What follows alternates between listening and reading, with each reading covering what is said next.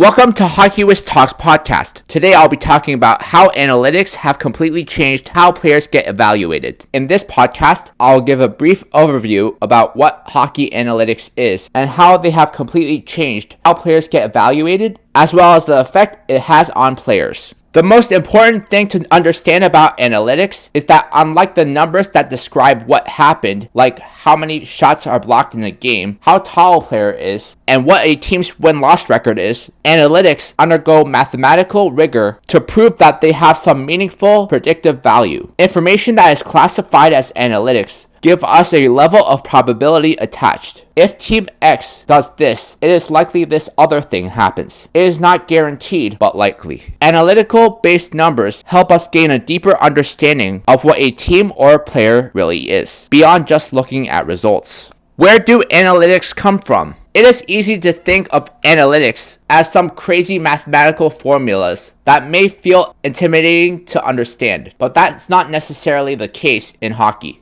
Almost all publicly available data is based on data that the NHL keeps track of and publishes. In fact, the roots of hockey analytics is based solely on shot data, which was where was a shot taken, and what kind of shot it was, and what was the outcome. From there, some measures do bring in mathematical complexities, but from the start, hockey analytics has really been about what numbers do we really true hold meaning in understanding the game. There are limitations to this data too. There's a lot of information we currently don't have. Where is the puck at any given time? Where exactly are players in relative to the play? And where exactly are players in relation to the play? Should you dig deeper into analytics, you will rightly find out there are questions we have that analytics can't answer. But for now, let's take a look at what analytical information is most commonly used in hockey and what it tells us.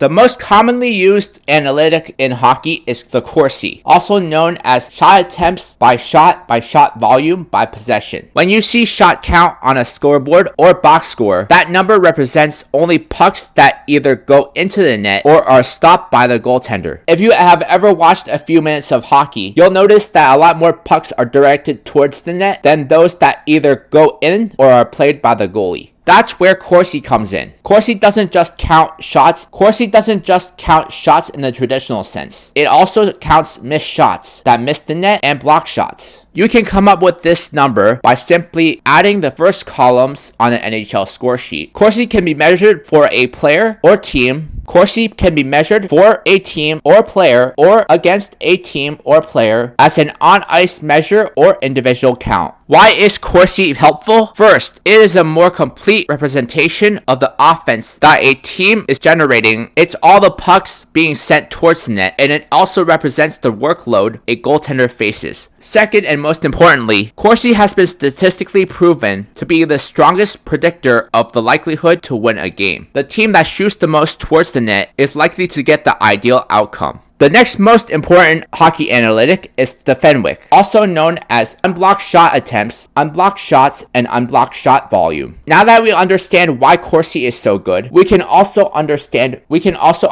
where it has flaws. Currently, public shot data from the NHL is tracked by human recording shot location and outcome. And this means when it comes to blocked shots, the NHL marks where a shot is blocked and not where a shot is from. There's only so much that you can capture real time. So the Fenwick is a measure that removes the data that truly doesn't represent what actually happened. It's Corsi without the blocked shots. In other words, Fenwick is the shots on goal, goals plus missed shots. Fenwick isn't as statistically predictive as Corsi, but it does help us understand the differences in performance at a team or player level as it relates to blocked shots. Fenwick is also a big piece of more complex analytical measures, so understanding what is important. The next important analytic is expected goals, also known as shot quality or XG. Expected shots is a measurement based on the idea that not all shots are created equal. And this makes sense, no? It would seem far more more likely that a goal comes from a puck shot from in close to the net as compared from a shot fired from far away at the blue line. That's what the adjusted goal calculation tries to answer, using a mathematical model that factors in which kind of shots become goals. And expected goals factors in a variety of factors including, but not limited to, shot distance, shot type, time since last shot, game state, even strength versus power play or penalty kill, and the shooter. While expected goals feels like a great measurement, it is not entirely the best one we have because of a few reasons. First, not all expected goals are created equal. Every model has its own formula, so it's important to understand what each does and what it does not include. Secondly, because these models are based on publicly available data, some pieces of information are assumptions. Expected goals is a valuable tool, but as always, take the time to know which model you are using and what that model represents. Wins above replacement and goals above replacement, also known as WAR or GAR, are also important analytics to know in hockey. If you are a fan of baseball, you've likely heard of the term WAR. WAR is a measure that looks at a lot of different points of data to try and distill a player's value into one single number, and that is how many wins does a single player add or subtract to their team as compared to a replace value player, as compared to a replace level player. A replacement level player is a conceptual baseline of a player who neither adds nor subtracts value. Their contribution is 0. Goals above replacement does the same thing as WAR, but it looks at how many goals does a player contribute. Goals above replacement can also be broken out into sub-measures including offensive GAR, defensive GAR, and etc. And just like expected goals, the data we have access to limits how robust these models can be. Given the complexity of the game of hockey, it is certainly fair to question the validity of one number captures all measure. Think of WAR and GAR as a good place to start understanding a player's contribution that one can point towards the type of follow-up questions you may have about how to truly evaluate that player. Everything we've talked about up to this point has been shot-based, but the next batch of data we can explore looks at things that are happening up to the shot. This information is currently lumped into a catch-all category called microstats and falls into a few categories. Passing data, who is making the passes on a team, where is the pass, and what is the outcome of the pass. Transition data, zone exits and entries, how does the team get out of the zone and into the offensive zone, who makes this happen, who tries to keep it from happening on the other team, and how often do they do it? What is the outcome? We are just at the beginning stages of understanding the true value of this kind of information, but we are already learning what kind of passes are most dangerous and what are the best ways to get the puck into the offensive zone. The only drawback to this data is that today it is not made publicly available by the league and must be manually tracked. This means that getting our hands on this type of information is a much slower process than working with shot-based data. What is so great about analytical measurements, it is way more than traditional stats. They can apply to a player or team, but because analytical measures have a predictive value, it is also important to understand the different ways these numbers can be applied to a situation. Every measure can be totaled altogether to give a count. For example, if Philip Grubauer has 100 saves, that tells us exactly how many pucks Grubauer stops. But how does that stack up to other goaltenders or other seasons? No two players at any position play the exact amount of time. How can we be sure we are comparing apples to apples? Well, we address these kind of questions by using different unit measurements. We address these kind of questions by using different units of measure. Rates, also known as per 60 or per 60 minutes of play, is a great way of making sure you are comparing apples to apples. For example, if Philip Grubauer plays 240 minutes across 4 games and stops 48 pucks, is that better or worse than a goaltender who plays 594 minutes across 10 games and stops 100 pucks? If we just compare counts, 48 saves versus 100, we would think that the player with 100 saves is better, but that's not necessarily the case. By using rating stats, or accounting for how much time a player has put forth the measured performance, we bring everything onto the same scale to see how they did. per 60 minutes of play. The most common rating scale in hockey is per 60 minutes of play, since that is how long a normal hockey game lasts. If we rate out of the two examples above, number of pucks saved divided by total time played times 60, we actually find that Grubauer actually saved 12 pucks per 60 minutes of play, compared to the other player who saved 10 pucks per 60 minutes of play. Now, which player is better? By using rating stats, we don't have to worry as much about the variance in playing time. We can bring every player onto a common unit of measure. Rates allow us to see how a player or team produces, but is that enough? That is where percentages come in. Percentages allow us to look at not only production in apples to apples way, but it allows us to factor in when you consider what your competition is doing. Let's look at another example. Let's say that we know that the Kraken produced 34 shots attempts per 60, and they are about to play a team that produces 42 shots per attempt, and they are about to play a team that produces 42 shot attempts per 60. If this is all we look at, it would be easy to assume that the other team created more offense. Or another thought might be that the other team was simply better. But what if we knew that while the Kraken take about 34 shot per 60, the average number of shot attempts in any Kraken game is 65. This means that the Kraken earn 52% of all shot attempts in any given game. This would also be noted as a Corsi percentage. Now we understand what kinds of numbers we look at and how they are measured. We have to consider that game state. Most of a hockey game is played with 5 players. Most of a hockey game is played with 5 skaters plus 1 goalie on the ice for each team. But sometimes, due to penalties, one team has an extra man advantage. It makes sense to acknowledge that teams play differently if they have a different number of skaters on the ice. And that's where game state comes in. Game state groups all kinds of data we've already reviewed by how many skaters are on the ice. So what happens during the power play doesn't inflate or detract how a team or player plays the majority of time, which is with 5 skaters versus 5 skaters. The grouping of game states that you might see include 5v5, power play 5v4 and 5-on-3, penalty kill, which is shorthanded 4-on-5 or 3-on-5, in all situations. If you want to truly evaluate a player or team, it is best to look at even strength play because this represents the majority of the scenarios in which a player will play. And now a word from our sponsor. Check out my scouting blog at hockeywiz777scouting.com. Listen to my scouting blog podcast on podcasters.spotify.com/pod/show/hockeywiz777scouting. In hockey, data analytics has emerged as a game changer, providing valuable insight and transformed the way teams strategize and players perform. In recent years, the integration of analytics in hockey has become increasingly prevalent, revolutionizing how teams evaluate performance, make tactical decisions, and gain a competitive advantage.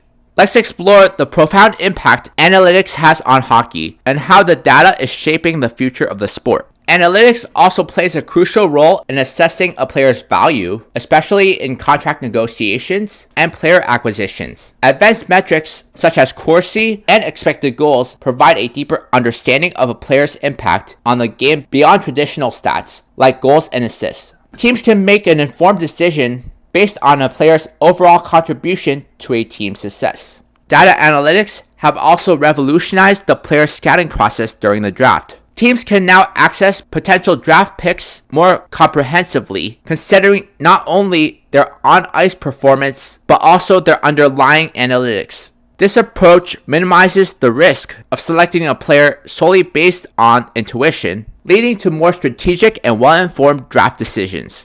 Analytics in hockey has not only impacted team performance, but also enhances fan experience. With the increasing availability of data, fans can now access advanced statistics and analytics, gaining deeper insight into the sport they love. The integration of analytics in hockey has transformed the sport from inside out. Data-driven insights have revolutionized player training, team strategies, and overall fan experience. As technology continues to advance, analytics will play an even more significant role in shaping the future of hockey. Embracing the power of data, teams can gain a competitive edge and achieve greater success on the ice while fans can enjoy deeper and more insightful hockey experience. With ongoing data revolution, the future of hockey looks bright and exciting. Advanced hockey analytics have become very popular in the hockey world, as teams are starting to generate success from advanced statistics. Each NHL season, every team is seeking the same goal, capturing the Stanley Cup. All 32 teams piece together their rosters in hope of making another run to the playoffs. Analytics are becoming more and more important to the teams when constructing their rosters. There has been a lot of pushback against analytics from some older minds in hockey. A lot of teams and managers still depend on the old eye test when evaluating players. The eye test still does have merit, but analytics can provide additional insights into a player that goes beyond the eye test.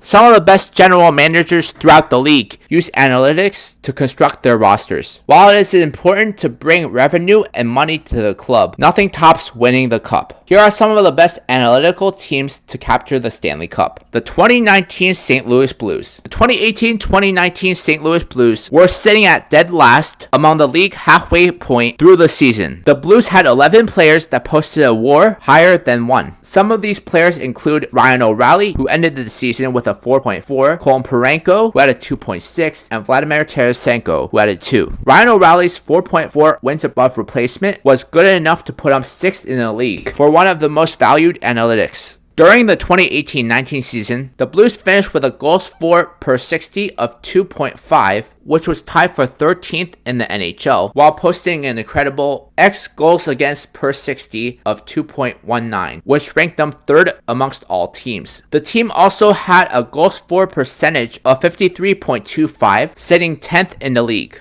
Despite their struggle in the first half of the season, the Blues' strong play began to win them games in the second half of the season. The Blues built off their momentum all the way to a Stanley Cup win over the Boston Bruins.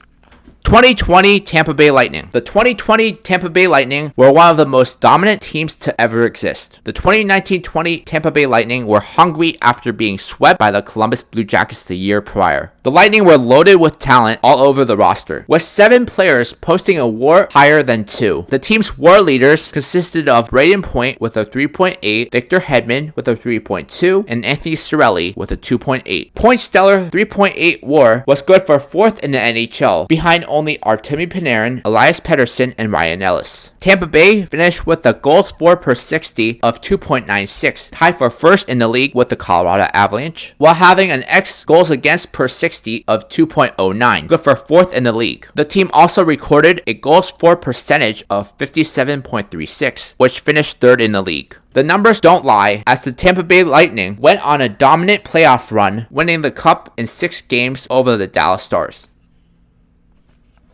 2016 Pittsburgh Penguins. The first Stanley Cup of back-to-back reigns, the 2015-16 Pittsburgh Penguins were no disappointment. They had just acquired Phil Kessel, gearing up for an intense run. This Penguins team had 13 players record a WAR above 1. The WAR leaders of the team consisted of Patrick Hornqvist 3.3, Carl Hagelin 2.8, and Sidney Crosby 2.6. The 2015-16 Penguins recorded a goals for per 60 of 2.44, which ranked 4th in the league, while posting a X goals against per 60 of 2.62, placing them 5th in the league. They also had a goals for percentage of 55.4, finishing 4th overall in the league. The Penguins were dominant that playoff run. It's no wonder they won the Stanley Cup that year. There's no better way to put it. The numbers speak for itself. The recent Stanley Cup champions have consisted of fantastic individual and team performances. As proven successful NHL teams don't have 2 or 3 players with good analytics, but 10, 11, or 12 steady analytical performers. There is a process when looking to add a key piece to the team, not just the player with the most points and highlights. GMs around the league need to be more educated about analytics if they are not already. Check out my hockey blog at hockeywithtalkshockey.blogspot.com. Follow me on Facebook and Instagram at hockeywith777. Analytics have had a significant impact on the NHL and its players in recent years. Here are some ways that analytics have influenced NHL players. Player performance analytics. Analytics provide detailed insights into player performance, such as skating speed, shot accuracy, passing efficiency, and defensive positioning. Players can use this information to identify strengths and weaknesses in their game and make improvements accordingly. Game strategy. Coaches and players can use analytics to devise more effective game strategies. For example, they can analyze opponents' tendencies, power play efficiency, penalty kill effectiveness, and more. This information helps teams make more informed decisions during games. Player scouting and drafting. Analytics are used in scouting and drafting process to identify promising young players. Teams analyze various metrics and data points to evaluate potential draft picks, allowing them to make more informed decisions during the NHL draft. Injury prevention and management. Analytics can be used to monitor player workload and fatigue levels, reducing the risk of injuries by tracking factors such as ice times, shifts, and recovery periods. Teams can make data-driven decisions to optimize player health and performance. Line combinations. Coaches can use analytics to determine optimal line combinations based on player chemistry and statistical performance. This can lead to more effective offensive and defensive pairings, ultimately enhancing team performance. Player development. Analytics help player development staff track progress and growth in various skills over time. By identifying areas that need improvement, players receive targeted training to enhance their overall performance. Contract negotiations. Analytics can play a role in contract negotiations by providing data-driven evidence of a player's value and contribution to a team. This can influence contract terms and salary discussions. Positional analysis. Analytics can help both players understand their positional play and decision making. This can lead to more effective positioning on the ice, contributing to better offensive and defensive plays. Goalie performance. Analytics can provide goaltenders with insight into shot placement, opponent shooting tendencies, and other factors that can aid in improving their save percentage and overall performance.